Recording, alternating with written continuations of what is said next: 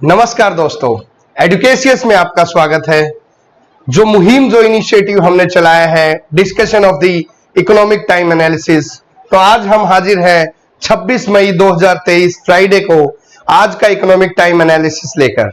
हमारा मकसद educational purpose से इकोनॉमिक टाइम एनालिसिस का बहुत ही सिंपल लैंग्वेज में, बहुत ही लेमन लैंग्वेज में इसका एनालिसिस करना, जो कि सिविल सर्विस एस्पिरेंट्स या फिर अर्थ जगत के अंदर रुचि रखने वाले लोगों को सरल भाषा में और बहुत ही कम समय के अंदर इकोनॉमिक टाइम्स का कंप्लीट डिटेल्ड एनालिसिस प्रोवाइड कराना हमारा लक्ष्य है, हमारा ध्येय है। आइए शुरू करते हैं आज का economic time analysis.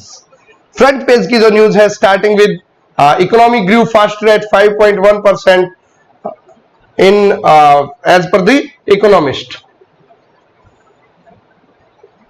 Reserve Bank of India governor कौन है? शशिकांत दास ने बताया है कि वेडनेसडे को इंडिकेट दिया कि फाइनेंशियल ईयर 2023 की जो ग्रोथ थी वो जो हमारे ऑफिशियल एस्टिमेट थे दैट इज 7%, उससे भी एक्सीड किया है on the backdrop of strong growth and momentum in the last quarter that is March quarter. तो फाइनेंशियल ईयर 2023 के अंदर जो मार्च का क्वार्टर रहा है वो गुड्स एंड सर्विसेज के हिसाब से अच्छी ग्रोथ दिखाई है, अच्छी मोमेंटम दिखाई है। इससे पूरा फाइनेंशियल ईयर 2023 का जो ग्रोथ फोरकास्ट है वो इंक्रीज हो गया है। India's economy is likely to grow better than expected in March quarter of financial year 2023।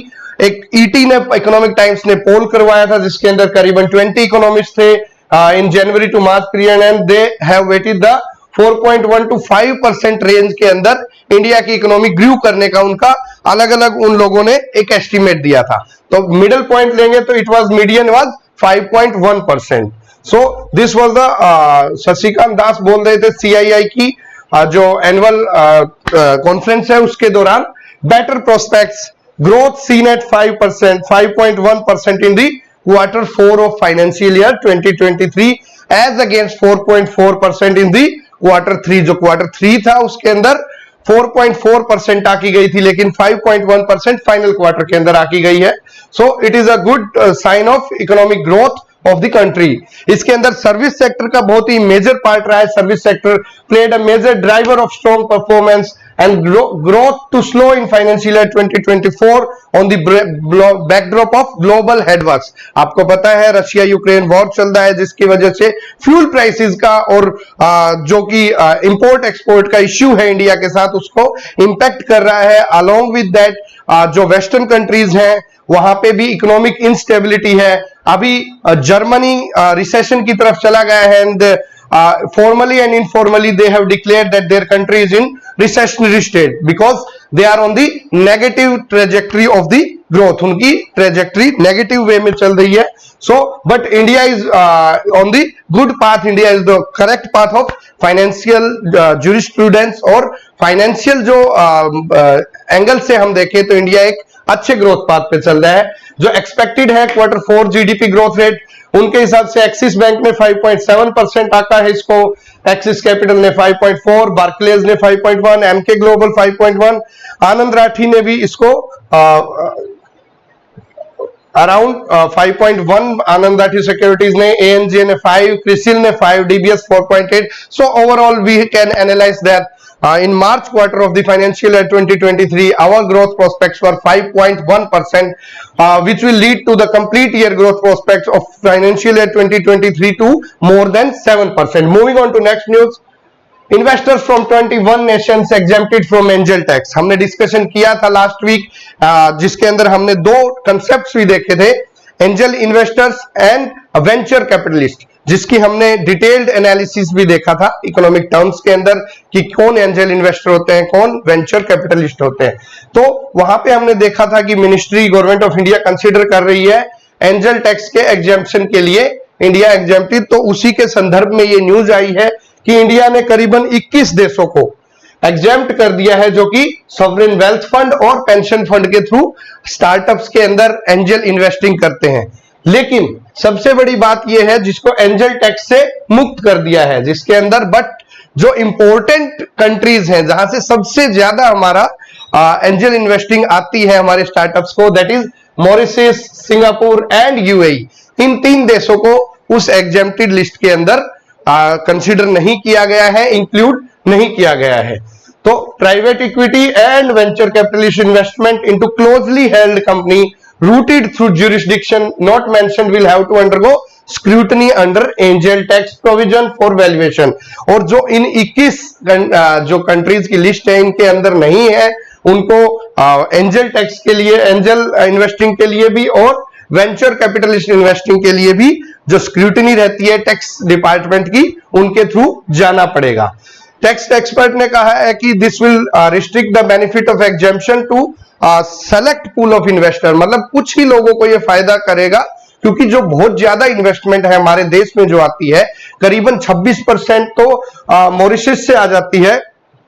आप देखेंगे कि Mauritius has the highest share of cumulative FDI foreign direct equity investment since 2 April 2000, that is 26%, followed by Singapore with 23% share, and the cumulative share of these exempted 21 countries is 29.1%, led by the US with 9.4%। तो अब अगर देखा जाए तो जो countries को इन्होंने include किया है उनका सिर्फ 29% शेयर है, जबकि सिर्फ एक अकेले मॉरिशस का 26% शेयर है जिसको इन्होंने एग्जेम्प्टेड लिस्ट के अंदर इंक्लूड नहीं किया है। तो कई जो हमारी जो अर्थ जगत है उसके अंदर ये बोला जा रहा है कि जो हमारे जो इन्वेस्टमेंट रहेगी which is rooted through Singapore, which is rooted through Mauritius, उस पे ये इंपैक्ट पड़ेगा और ये सिर्फ कुछ ही लोगों को, कुछ ही इन्वेस्टर को, सेलेक्ट पूल ऑफ इन्वेस्टर को लाभ पहुंचाएगा। तो ये देखिए जो ग्रीन लाइट है वो कि pension fund, sovereign wealth fund, central banks from these countries are exempted. 21 countries हैं जो इनके जो इन्वेस्टिंग है वो एग्जेम्प्टेड है। पूल्ड इन्वेस्टमेंट, जहां पे 50 या 50 से ज्यादा लोग मिलके एक पूल्ड इन्वेस्टमेंट करते हैं किसी भी स्टार्टअप के अंदर इंडिया के अंदर, वो भी एग्जेम्प्टेड है, ये हमने लास्ट वीक देख लिया था। Overseas investment into DPIIT registered, जो कि डिपार्टमेट है हमारा डीपीआईआईटी, उसके अंदर रजिस्टर्ड अगर कोई स्टार्टअप है उसको भी इस एंजल टैक्स के अंदर एग्जेम्पशन मिला हुआ है। तो और जो इश्यू है वो है ये जो सबसे ज्यादा फंडिंग एफडीआई की होती है जैसे मॉरिशस, वहां पे इश्यू आ रहा है, जैसे Singapore, Ireland, Netherland, Mauritius, UAE, Luxembourg, इनको लिस्ट के अंदर इंक्लूड नहीं किया गया है, जो कि it retains threshold of ₹25 crore for startup on paid up capital and share premium. क्या मतलब है इसका? What it means, investment from nations not on the list will face angel tax scrutiny. यहां पे एंजल टैक्स की स्क्रूटनी रहेगी। They will need to provide valuation estimate, उनको valuation estimate provide करवाना पड़ेगा, टैक्स डिपार्टमेंट उनको वैल्यूएशन करेगा, and amount in excess of the fair value will have to face the angel tax. Moving on to next, DOT won't give 5G spectrum to enterprises for private network। चल क्या रहा है, जैसे आपको पता होगा स्पेक्ट्रम का अलोकेशन डिपार्टमेंट ऑफ टेलीकम्युनिकेशन करता है कुछ सेलेक्टेड टेलीकॉम ऑपरेटर्स को, जैसे कि एयरटेल है, रिलायंस जियो है, ठीक है, भारती एयरटेल, सिमिलरली BSNL, इन लोगों को स्पेक्ट्रम इश्यू करता है, स्पेक्ट्रम अलोकेट करता है through the process of auctioning करके करता है। लेकिन अभी कुछ कंपनी है जैसे कि L&T, Larsen and Toubro, Tata power, JMR, Infosys, ये बड़ी बड़ी कंपनियां हैं, इन्होंने 5G स्पेक्ट्रम का कुछ हिस्सा मांगा है फॉर कैप्टिव प्राइवेट नेटवर्क। उन्होंने अपने प्राइवेट यूज के लिए, फॉर देयर प्राइवेट नेटवर्क, उन्होंने स्पेक्ट्रम को डायरेक्टली मांगा है कि without going through this telecommunication companies we need direct part of some spectrum और 5G स्पेक्ट्रम। तो जो कि अभी डिपार्टमेंट ऑफ टेलीकम्युनिकेशन है वो इस व्यू में नहीं है कि हम डायरेक्टली, ऐसा कोई प्रोविजन नहीं है कि हम डायरेक्टली इन कंपनीज को फॉर देयर प्राइवेट यूज हम 5G स्पेक्ट्रम की अलोकेशन कर दें। जैसा कि 2G स्पेक्ट्रम में घोटाला हुआ था, 2G स्पेक्ट्रम में इश्यू आया था, तो DOT के चेयरमैन ने बोला है कि हम ऐसे कोई आगे जाके जब क्यूरीज आएंगी उनके अंदर नहीं फंसना चाहते, तो हम it won't be feasible to directly allot spectrum to enterprise for private networks under the present legal framework। जो आज का प्रेजेंट लीगल फ्रेमवर्क है उसके तहत हम डायरेक्टली नहीं दे सकते। अटॉर्नी जनरल आर वेंकटरमणी जी का भी एडवाइस यही था, जो ऑक्शंस के लिए लेके था कि बोली लगाई जाए और उसके बाद ही जो स्पेक्ट्रम की अलोकेशन होनी चाहिए, ये नहीं कि डायरेक्टली किसी भी कंपनीज को जिसको प्राइवेटली यूज करना है उसको स्पेक्ट्रम अलोकेशन कर दिया जाए। अगर किसी एंटरप्राइज को चाहना है, वो अपना प्राइवेट कैप्टिव नेटवर्क करना चाहती है, तो वो जो ऑलरेडी नोटिफाइड डीओटी के स्पेक्ट्रम ऑपरेटर्स हैं उनसे लीज ले सकती है, लीज स्पेक्ट्रम को यूज कर सकती है from telecom operators. So DOPT plays safe, इन्होंने एक सेफ गेम खेला है। It believes that current legal framework not feasible for direct allocation of spectrum for captive private network. It feels that spectrum should rather be auctioned, ensuring best possible return, and enterprise can lease spectrum from the telecom companies or let carriers roll out their private network. DOPT may intervene in future if demand is not met through leasing or if companies face any other issue. तो अगर कोई ऐसा issue आता है या फिर lease spectrum से demand पूरी नहीं की जा सकती है, तो डिपार्टमेंट ऑफ टेलीकम्युनिकेशन फ्यूचर के अंदर इंटरवेंशन कर लेगा। अटॉर्नी जनरल ने कहा था कि auction is the preferred mode of allotting natural resources which will help avoid question at a later stage like the 2G spectrum case. Moving on to next, OL measures in देश to invest in Greenko founders platform. Greenko के जो दो founder हैं, जो कि अनिल चलमाला शेट्टी हैं और महेश कोहली हैं, ये ग्रीनको कंपनी के फाउंडर हैं। जो बीपी और पेट्रोनास दो कंपनियां हैं, जो कि इनकी जो पेट्रोनास है वो मलेशिया की स्टेट ओन्ड कंपनी है। तो ये $1.5 से $2 बिलियन की इन्वेस्टमेंट लेना चाह रहे हैं, minority stake in the new platform of Greenko. ये दो लोगों हैं, अनिल जी हैं और महेश जी, ग्रीनको कंपनी के। तो इन्होंने एक नया प्लेटफॉर्म स्टार्ट किया है ग्रीनको से रिलेटेड, जिसके अंदर इन्वेस्टमेंट रहेगी किस चीज से रिलेटेड, ग्रीन अमोनिया और ग्रीन हाइड्रोजन प्रोजेक्ट को से रिलेटेड, जिसमें $1.5 से $2 बिलियन तक की इन्वेस्टमेंट रहेगी। तो बीपी एंड पेट्रोनास इन दोनों की कवायद में है कि इनके साथ एक वेंचर किया जाए, इनके अंदर एक इन्वेस्टमेंट की जाए। तो अभी तक आधिकारिक रूप से कुछ भी वो नहीं हुआ है, कुछ भी अनाउंसमेंट नहीं है। तो green plans new platform by Greenko founders Anil ji and Mahesh Kohli to be separate from Greenko energy holding. इनकी जो पुरानी कंपनी है ग्रीनको एनर्जी होल्डिंग, उससे अलग एंटिटी रहेगी। ये बेसिकली ग्रीन हाइड्रोजन और ग्रीन अमोनिया की तरफ फेज रहेगी। फेज 1 में ये 1 MTPA green ammonia capacity by 2027 तक बनाने की इनकी कवायद है, जो कि कैपिटल एक्सपेंडिचर इसके अंदर $10 बिलियन प्लान किया हुआ है। और ये बेसिकली इनके जो पैक्ट हैं वो पोस्को ONGC के साथ 2025 तक पैक्ट रहेंगे। और इनका टारगेट है 4 to 5 MTPA of green ammonia, green methanol और इलेक्ट्रोलाइजर्स बनाने का। तो अभी देखते हैं कि बीपी को मिलता है या पेट्रोनास को, depending upon their investment strategy. Moving on to next, life insurance see little impact from tax SOB removal.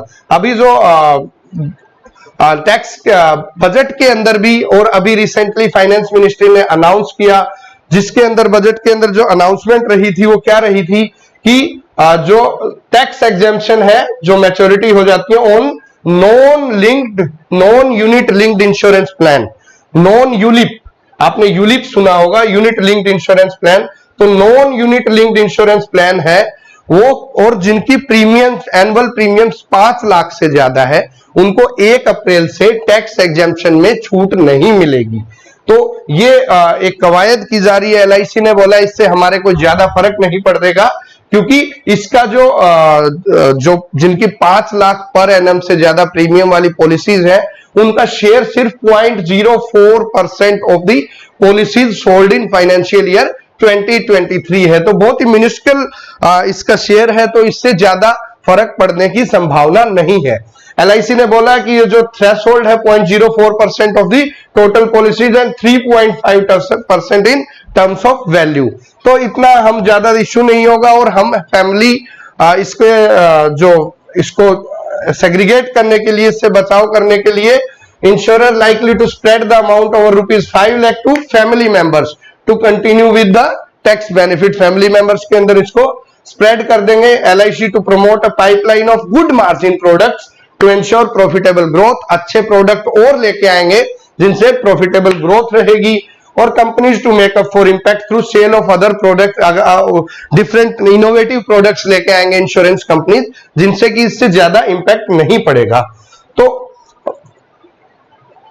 जो LIC का जो एक बंडल है, LIC का जो टोटल इंश्योरेंस प्रोडक्ट्स है, उसके अंदर 91.11% तो वो है जो पार्टिसिपेटिंग प्रोजेक्ट है, पार्टिसिपेटिंग एजेंसीज हैं, और सिर्फ 8.89 ही है जो नॉन पार्टिसिपेटिंग है। मतलब बहुत ही मिनिस्कल है, तो इतना ज्यादा इंपैक्ट पड़ने की संभावना नहीं है। Some betting apps continue to roll the dice with online app. आपने पता होगा कि भारत सरकार ने बैटिंग कंपनियों के ऊपर बैन लगाया था और करीबन 138 कंपनीज बैन कर दी गई थी, ऑनलाइन गेमिंग कंपनी, जिसके अंदर एक बैटवे है जो कि IPL के दौरान बहुत ज्यादा एडवर्टाइजमेंट देखते हो, जिनकी एडवर्टाइजमेंट डेली हंट, जोश, ठीक है, कोरा पे भी आती रहती है। तो अभी गवर्नमेंट ने इसको सीरियसली लेते हुए कहा है कि डिस्पाइट बैनिंग ये अभी प्लेटफॉर्म ऑपरेशनल है, और इन्होंने इन कंपनीज को जो एड दिखाते हैं इनको भी, और बैटवे को भी, और इस तरह की और कंपनीज को भी नोटिस इशू किया है कि डिस्पाइट हमने आपको बैन किया है, आप ऑपरेशंस कंटिन्यू कर रहे हैं, इसका शो कॉज नोटिस दीजिए, इसका जवाब दीजिए। Panel calls for end to blanket green note for critical projects. जो एक एपेक्स फॉरेस्ट अप्रूवल पैनल बनाया गया था, फॉरेस्ट अप्रूवल पैनल, उसने कहा है कि जो पहले एक फॉरेस्ट क्लियरिंग अप्रूवल कमेटी होती थी, उसको अभी जो रिक्वेस्ट है उसकी अभी जरूरत नहीं है। The apex forest panel has shot down repeated request from several states and ministries including the Home Ministry to extend the faster special forest clearing given earlier to more than 15 categories of public utility services project, including the strategic infrastructure ones in border and left wing areas। क्या होता था पहले, एक green approval regime था जो FAC था, जो कि 15 ऐसी कैटेगरी के पब्लिक सर्विसेज के, जैसे रोड बनाना है, लेफ्ट विंग एक्सट्रीमिज्म एरिया में, बॉर्डर एरिया में, तो उनको फास्टर क्लियरेंस मिल जाती थी। तो earlier the faster special forest clearance was given to more than 15 categories of public utility project. अभी फॉरेस्ट एडवाइजरी कमिटी ने कहा है कि लॉ मिनिस्ट्री ने भी इसको बैकअप किया है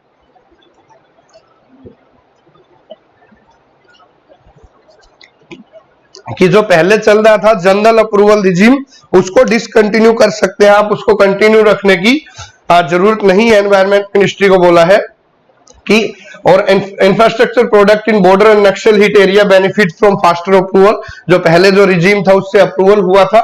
और अभी FAC ने ये क्लेम किया है, फॉरेस्ट एडवाइजरी कमेटी ने, कि जो अप्रूवल प्रोसेसेस हैं उनके अंदर ऑटोमेटिकली इंप्रूवमेंट हो गए हैं, मेजर इंप्रूवमेंट हुए हैं लास्ट 2 डिकेड्स में। इसलिए जो जनरल अप्रूवल रिजीम है उसको रखने की कोई जरूरत नहीं है, आप उसको हटा सकते हैं।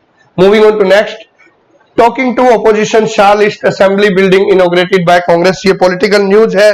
अभी नई पार्लियामेंट्री बिल्डिंग का उद्घाटन होना है कल सैटरडे को, जिसका उद्घाटन प्रधानमंत्री नरेंद्र मोदी जी करेंगे। लेकिन अभी एक इश्यू चल रहा है, ऑपोजिशन पार्टीज कह रही है कि प्रेसिडेंट को बाईपास किया जा रहा है, फेडरल स्ट्रक्चर के खिलाफ है, because president is the head of the parliament. तो ये पॉलिटिकल इश्यूज चल रहे हैं, वो लोग बॉयकॉट कर रहे हैं कि हम ये पार्लियामेंट्री इनॉग्रेशन को अटेंड नहीं करेंगे। करीबन 20 पार्टियां इसको कर रही हैं।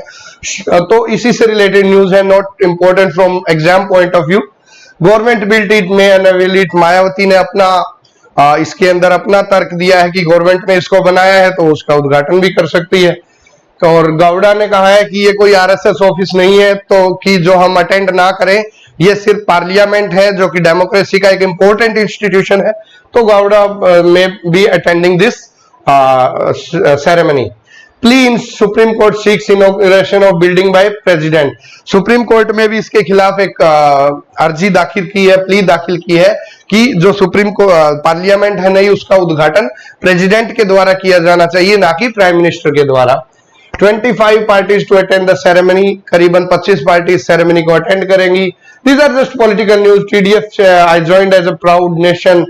मणिपुर जाने की अमित शाह, अभी बीच में आपने देखा कि मणिपुर क्लैशेस हुए थे और बीच में थोड़ा सा उसमें कमी आई थी, थोड़ी सिचुएशन से इंप्रूव हुई थी। लेकिन अभी रिसेंटली कल परसों एक लड़के को दोबारा गोली मार दी गई है, जिससे कि सिचुएशन फिर वर्स होने की संभावना हो रही है। धीरे धीरे सिचुएशन इज वर्सनिंग। तो होम मिनिस्टर अमित शाह बोल रहे हैं कि मैं मणिपुर जाऊंगा और वहां पे सभी पार्टी से, जो कि सभी स्टेक होल्डर से बातचीत करके इस मुद्दे को सुलझाने की कोशिश की जाएगी। He announced that he will soon visit the strip on Manipur for 3 days and will talk to all the stakeholders.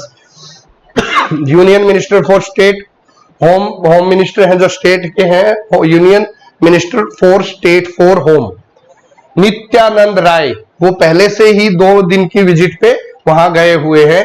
अभी जो शाह है, अमित शाह जी हैं, वो गुवाहाटी थे, किसके लिए? नेशनल फोरेंसिक साइंस यूनिवर्सिटी के गुवाहाटी कैंपस की स्टोन लाइन सेरेमनी के लिए।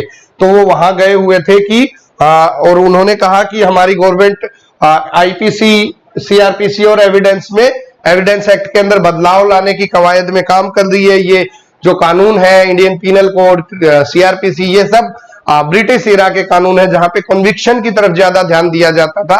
तो हम इसके अंदर मेजर चेंज लाने की बात कर रहे हैं, which will be according to the spirit of the constitution of India.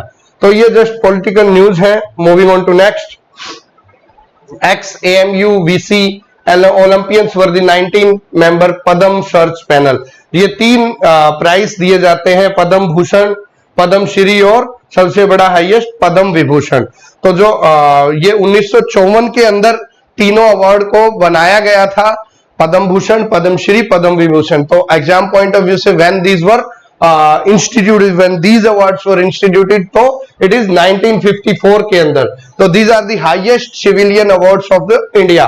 तो इसके अंदर जो पैनल है जो चूज करता है, जस्ट एक नॉर्मल न्यूज बताई गई है, उसमें एएमयू के vice chancellor professor Tariq Mansoor थे, उनके अलावा Sujan R Chinoy former diplomat, Subbarao थे, कीर्ति सेलत थे, सिविल सर्वेंट थे, एडिशनल सेक्रेटरी हैं। ये काफी लोगों का एक पैनल था, करीबन 100, जिसके अंदर रिपब्लिक डे पे करीबन 106 लोगों को ये अवार्ड दिया गया था। तो इसके अंदर जो पैनल के अंदर जो नाम आए थे उसमें सुधा मूर्ति जी, दीपक धर फिजिसिस्ट, नोवेलिस्ट एसएल भैरप्पा। आपने पता होगा अवार्ड्स जो जिन को दिए गए थे 26 जनवरी पे। तो ये पैनल एक जस्ट इसको बनाने के लिए बनाया गया था। Moving on to economic news, macro and micro news. Corporate investment picking up, financial sector humming. जो हमारे चीफ इकोनॉमिक एडवाइजर हैं, चीफ इकोनॉमिक एडवाइजर का क्या नाम है?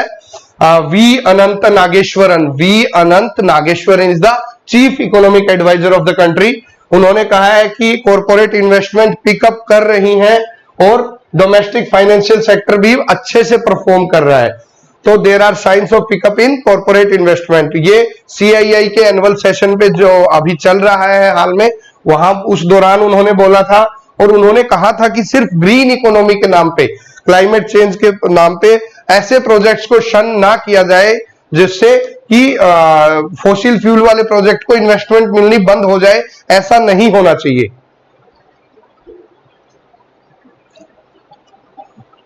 तो he said that he called upon financier not to abruptly shun fossil fuel project in the name of promoting the green economy। सिर्फ green economy promote करने के नाम पे ये जो प्रोजेक्ट फॉसिल फ्यूल बेस्ड है उसको खत्म, फाइनेंसिंग देनी बंद नहीं करनी चाहिए।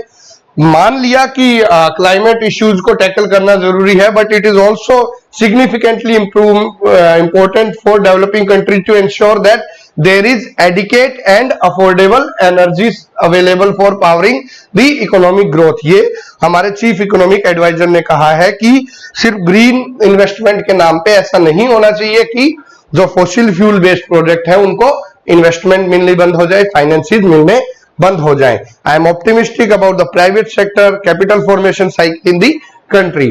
It's unfolding at a steady pace which is good enough. इन्होंने ये सीआईआई के उसके दौरान कहा, न्यू प्राइवेट इन्वेस्टमेंट में unfold gradually rather than furiously। Investment hit 3.3 lakh crore in the first half of the financial year 2023 versus 2.1 lakh crore a year before। We can't completely swear off fossil fuels। If lenders avoid fossil fuels based project, growth will be in jeopardy। Growth नहीं हो पाएगी अगर हम fossil fuels को avoid कर देंगे थे। So it is wrong to say that focus on prosperity is inconsistent with climate change goals.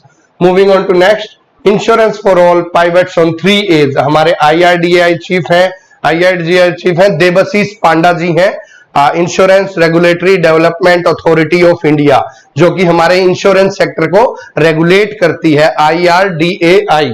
तो उनके जो देबाशीष पांडा चेयरमैन है, उन्होंने कहा है कि हम 3 प्रोलॉन्ग्ड अप्रोच पे हमारा ऑर्गेनाइजेशन काम कर रही है। वो 3 प्रोलॉन्ग क्या है? Availability, accessibility and affordability. Easily insurance available किया जाए पूरे सिटीजन्स को, एक्सेसिबल हो, ये नहीं है कि उनको पूरी नॉलेज दी जाए, इजी एक्सेसिबल हो, गांव-गांव तक पहुंच होनी चाहिए, और अफोर्डेबिलिटी, और उनकी अफोर्डेबिलिटी हो, उनके पॉकेट के अंदर सफिशिएंटली इतना हो कि वो अपनी पॉकेट से काम चला सके, महंगे प्रोडक्ट ना हो, ऐसे प्रोडक्ट हो जो आम आदमी की पहुंच में हो। तो उस to ensure that insurance for all by 2047 तक पूरी इंडिया के इंश्योरेंस फॉर ऑल का मोटिव रखा गया है। तो we are working on the council for both life and general insurance, 2 sector रहते हैं इंश्योरेंस के, उस पे काम कर रहे हैं। तो एक यूपीआई लाइक मूवमेंट होना चाहिए इंश्योरेंस सेक्टर में। आपने देखा कि यूपीआई एक बहुत बड़ा रिवोल्यूशन है इंडियन पेमेंट सिस्टम में। तो जो देबाशीष पांडा ने बोला है कि ऐसा ही हमें एक रिवोल्यूशन चाहिए इंश्योरेंस सेक्टर में, तो उन्होंने एक प्रोलॉन्ग स्ट्रेटजी, जिसको हम बीमा ट्रिनिटी बोलेंगे, बीमा सुगम, बीमा विस्तार मतलब एक्सटेंशन, एंड विमेन सेंट्रिक बीमा वाहक, इन 3 अप्रोच पे हमें काम करना है, इंश्योरेंस रेगुलेटर को काम करना है। ये भी CII के जो एनुअल मीटिंग है उसके ऊपर बोल रहे थे कि IRDA is working on 3 A's, that is availability, accessibility and affordability, and in works we are 3 B's, बीमा सुगम, बीमा विस्तार और बीमा वाहक। So IRDAI is moving from rule based approach to principle based approach, जो हम ये अपनी अप्रोच भी चेंज कर रहे हैं, रूल बेस्ड अप्रोच से प्रिंसिपल बेस्ड अप्रोच पे चल रहे हैं, जो कि कुछ ऐसे रूल्स एंड रेगुलेशंस थे, करीबन 70 रूल्स ऐसे थे जिनको रिपील कर दिया गया है, चेंज कर दिया गया है, जो against the spirit of insurance sector थे, और ऐसे करीबन 1000 जो सर्कुलर थे जो कि जिनकी वजह से हार्डशिप फेस कर रहा था इंश्योरेंस सेक्टर, उनको भी खत्म कर दिया गया है। इंफ्रास्ट्रक्चर में get new definition to woo investors. अभी जो हमारे चेयरमैन है किस चीज के, economic advisory council to prime minister के चेयरमैन है Bibek Debroy. Economic advisory council to prime minister के चेयरमैन है बिबेक देबरॉय। उन्होंने ये बोला है, फाइनेंस मिनिस्ट्री ने हाई लेवल कमेटी बनाई है इनकी अध्यक्षता के अंदर, जो कि एक काम के लिए बनाई है कि you define the infrastructure, definition of infrastructure and its financing framework, to undertake a comprehensive assessment of the characteristics और parameters defining infrastructure and its financing framework. Government is looking to redefine infrastructure, जो infrastructure की definition है उसको redefine करने के लिए एक committee बनाई गई है, जिस कमेटी के अंदर 5 मेंबर कमेटी है। चेयरमैन जो होंगे वो विवेक देबरॉय होंगे, और साथ में इकोनॉमिक अफेयर्स के सेक्रेटरी अजीत सेठ है, वो इसके मेंबर रहेंगे। Civil aviation secretary Rajiv Bansal रहेंगे। चीफ इकोनॉमिक एडवाइजर हमने देखा V Anantha Nageswaran. State Bank of India के चेयरमैन है दिनेश खारा रहेंगे, और Solomon Arokia Raj joint secretary finance ministry. ये इस एक जो assessment of the definition of infrastructure, उसकी कमेटी जो बनाई गई है असेसमेंट के लिए, उसके मेंबर रहेंगे। तो अभी ये जो क्यों बनाया जा रहा है, it comes amid massive ramp up in the country's infrastructure as part of which government has announced that national infrastructure pipeline. हमने नेशनल इंफ्रास्ट्रक्चर पाइपलाइन 2 दिन पहले जो वीडियो हमने इकोनॉमिक टाइम्स की दी थी, उसके अंदर हमने इसके बारे में देखा था कि what is national infrastructure pipeline and PM गति शक्ति प्लान। तो आप वहां से जाके आप नेशनल इंफ्रास्ट्रक्चर पाइपलाइन को देख सकते हैं। और जो निर्मला सीतारमन जी है हमारी फाइनेंस मिनिस्टर, उन्होंने बजट के दौरान भी कहा है कि there was a need for reassessing the scope and comprehensiveness of infrastructure definition, कि हमें इंफ्रास्ट्रक्चर की डेफिनेशन है उसको रीअसेस करने की जरूरत है, दोबारा आंकने की जरूरत है। तो इसी के लिए ये एक कमेटी बनाई गई है। अब आपको पता है कि 2012 में जो रंगाराजन कमेटी बनी थी under the national statistical commission के अंदर रंगाराजन कमेटी बनी थी, सी रंगाराजन कमेटी, जिन्होंने इंफ्रास्ट्रक्चर टर्म को डिफाइन किया था 2012 के अंदर, और उन्होंने एक हार्मोनाइज्ड मास्टर लिस्ट बनाई थी इंफ्रास्ट्रक्चर पे, based on that Rangarajan framework. Harmonised master list, एक लिस्ट बनाई थी जिसमें क्या क्या इंक्लूड होगा इंफ्रास्ट्रक्चर की डेफिनेशन के अंदर। अभी उसका जो कि अभी जो सेक्टर है वो बहुत इंप्रूव हो गया है। इसमें इंफ्रास्ट्रक्चर के अंदर एआई इंफ्रास्ट्रक्चर भी बन गया है, मशीन लर्निंग भी है। तो अभी इंफ्रास्ट्रक्चर की डेफिनेशन है उसको थोड़ा सा अलग वे में देखने की जरूरत है, इसीलिए एक नई कमेटी बनाई गई है इसके लिए।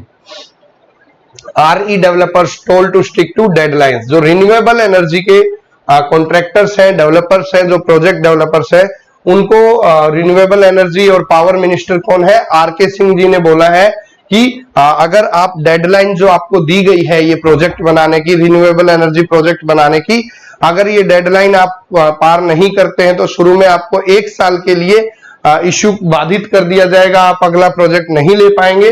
और अगर आप दोबारा मिस करते हो डेडलाइन तो आपको बैन कर दिया जाएगा फ्रॉम पार्टिसिपेटिंग फॉर 5 ईयर। तो पहले 1 साल के लिए बैन कर दिया जाएगा, फिर अगर दोबारा यही सेम रिपीट होता है तो 5 साल के लिए बैन कर दिया जाएगा। तो ये उन्होंने बताया रिन्यूएबल एनर्जी के लिए।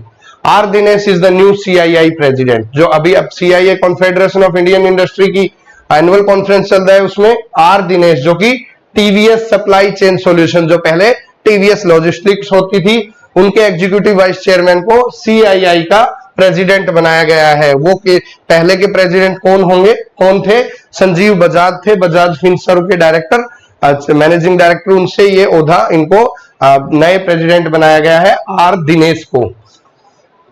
जो मोदी जी हैं वो 8वीं नीति आयोग की जो गवर्निंग काउंसिल मीट है उसको संबोधित करेंगे कल 27 तारीख को।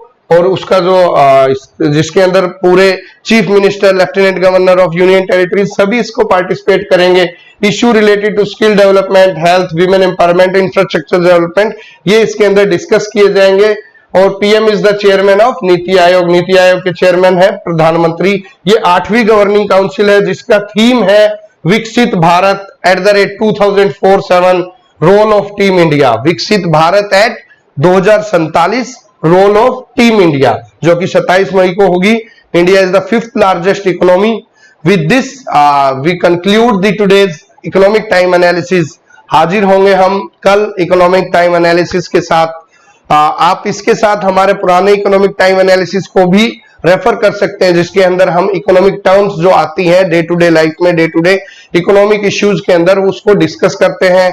आप भी आने वाले UPSC सिविल सर्विस एग्जाम के लिए आप बेखौफ बेपरवाह होके बिना टेंशन लिए आप तैयारी कीजिए। इस एग्जाम को कवर अप कीजिए, इस एग्जाम को फुल मोटिवेशन से दीजिए और उसके बाद लग जाइए UPSC EPFO की एग्जाम की तैयारी में हमारे यानी एडुकेशियस के साथ।